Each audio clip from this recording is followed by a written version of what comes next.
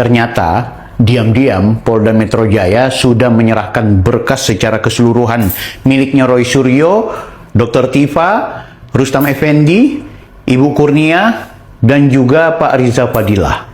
Berkasnya berjubel di kejaksaan ya, luar biasa. Oke guys, ini mau menegaskan bahwa ternyata yang dilakukan oleh Roy Suryo dan kawan-kawan ini adalah murni sebuah tindak pidana. Artinya mereka bukan sedang melakukan penelitian.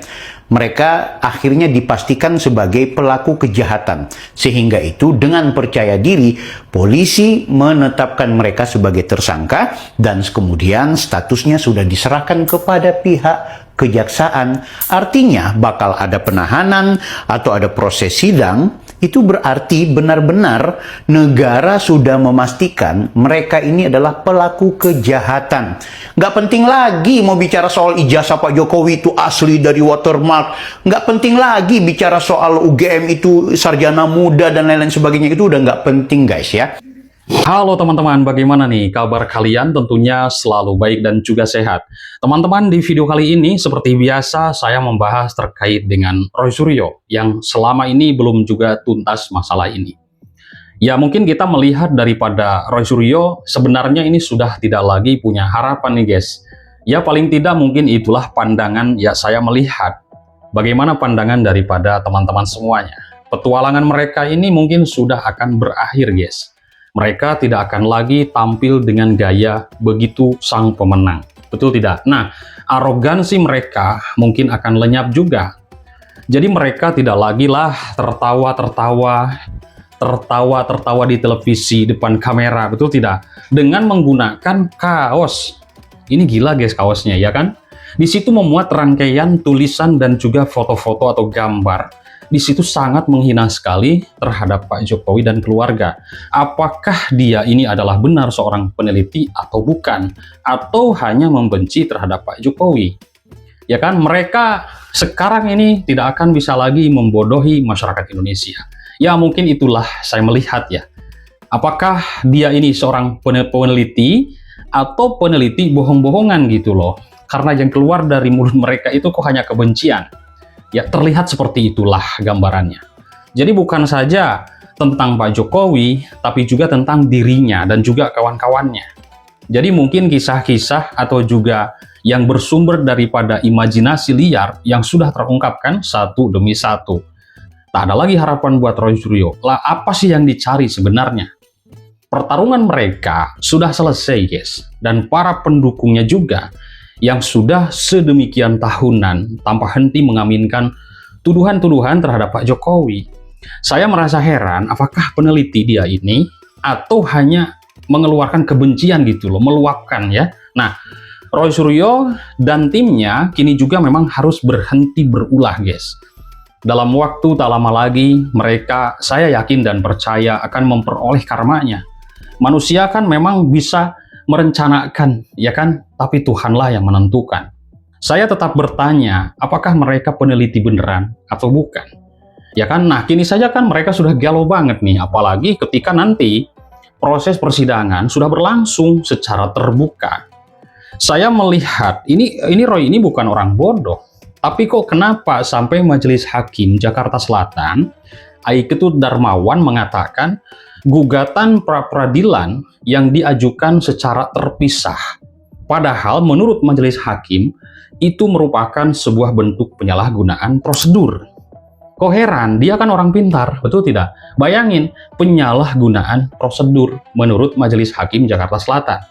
Mungkin kalian tahu juga kan, Roy dan kuasa hukumnya Refli Harun nih, dan kawan-kawannya mengajukan 3 gugatan pra-peradilan secara terpisah dengan mencicil pasal yang disangkakan. Menurut hakim bilang begini, pengajuan pra-peradilan secara parsial dengan permohonan yang terpisah-pisah adalah sebuah penyalahgunaan prosedur hukum. Kan heran, seorang peneliti saja sudah salah. Dia kan katanya sih mengerti juga tentang hukum, ya kan? Nah, Roy kan pertama kali mengajukan pra-peradilan ke Pengadilan Negeri Jakarta Selatan itu pada 22 Juni terkait keabsahan penangkapannya yang pernah dialami. Hakim di situ memenuhi gugatan tersebut Dengan kata lain, polisi memang dianggap bersalah melakukan penangkapan. Kan begitu ya? Nah, namun guys, keputusan daripada majelis hakim tersebut itu tak berpengaruh apa-apa terhadap proses pengadilan Roy Suryo. Roy sendiri ketika mengajukan gugatan pra-peradilan itu kan sudah dilepaskan dari tahanan polisi. Dia hanya ditahan sebentar. Jadi kalau pengadilan menyatakan penangkapan Roy itu tidak sah, ya tidak juga sih berarti apa-apa. Nah, setelah itu Roy Suryo lalu mengajukan lagi peradilan yang kedua. Nah, setelah peradilan pertama kan mengajukan lagi yang kedua pada 2 Juli kalau saya melihat. Atas apa? Penetapan dirinya sebagai tersangka. Peradilan ini yang kemudian kan ditolak, ya kan? Ditolak oleh majelis hakim. Apa implikasinya? Roy tetap sah menjadi tersangka yang akan diadili. Tapi belum juga selesai di sana.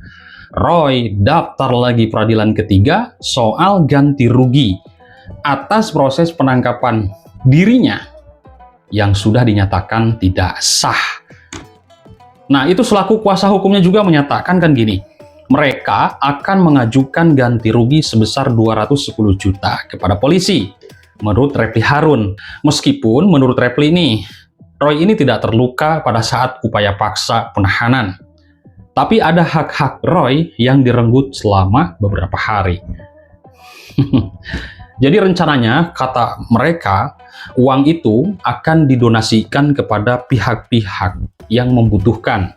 Berapapun yang didapat, ya untuk panti asuhan katanya, panti asuhan anak yatim akan disumbangkan semuanya. Nggak ada untuk kami. Menurut kuasa hukumnya Refli Harun. Benarkah demikian? Aneh juga. Orang paham hukum, mungkin ngerti hukum lah. Mereka bukan orang bodoh. Tapi kenapa mengajukan pra-peradilan sampai ketiga kali? Nah, pengajuan ganti rugi ini memang terkesan mengada-ngada juga, ya kan? Lagi pula, kenapa tidak diajukan saja di awal ketika mereka menggugat soal penahanan Roy Suryo? Inilah yang membuat Hakim Ketut ini terganggu, guys. Dia menuduh Roy Suryo ini dengan sengaja berusaha menunda-nunda pengadilan terhadap dirinya. Saya rasa itu tuduhan benar sekali sih, teman-teman. Walau pertanyaannya adalah, kenapa?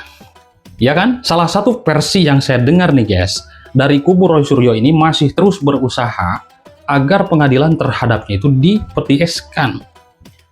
Waduh, ya kan? Jadi tuduhan tentang adanya kekuatan-kekuatan yang berpengaruh di belakang Roy memang sudah lama tersiar. Tapi kan mereka belum mampu untuk memperoleh jaminan bahwa kalau Roy sampai diadili, jadi Roy akan dibebaskan. Jadi untuk mencapai kondisi yang bisa mengamankan keselamatan Roy, ini masih diperlukan waktu, guys. Jadi intinya Roy ini mungkin sudah tetap statusnya menjadi tersangka. Untuk itulah Roy Suryo terus menunda-nunda. Saya merasa sih usaha mereka akan sia-sia juga. Ya kan?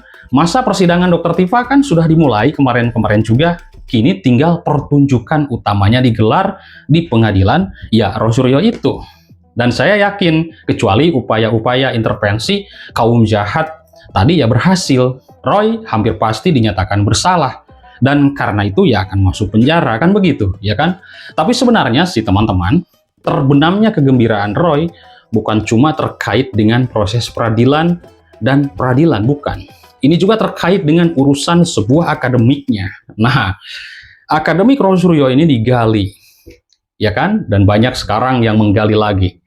Jadi Roy ini diduga seharusnya tidak bisa memperoleh gelar doktor dari UNJ, kan gitu.